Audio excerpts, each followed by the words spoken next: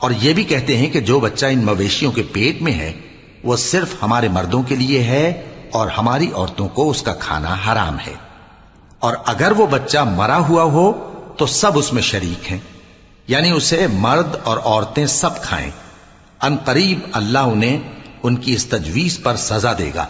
बेशक वो हिकमत वाला है, खबरदार है। जिन लोगों ने अपनी औलाद को बेवकूफी से, नासमझी से कत्ल किया और अल्लाह पर इफ्तिरा करके उसकी अता फरमाई हुई रोजी को हराम ठहराया, वो घाटे में पड़ गए।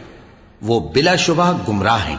और हिदायत याफ्ता नहीं है। और अल्लाह ही तो है जिसने बाग पैदा किए, छतरियों पर चढ़ाए हुए भी और जो छतरियों पर नहीं चढ़ाए हुए वो भी, और खजूर और खेती जिनके तरह तरह के फल होते हैं, और जैतून और अनार जो बाज बातों में एक दूसरे से मिलते जुलते हैं और बाज बातों में नहीं भी मिलते। जब ये चीजें फलें तो इनके फल खाओ, और जिस दिन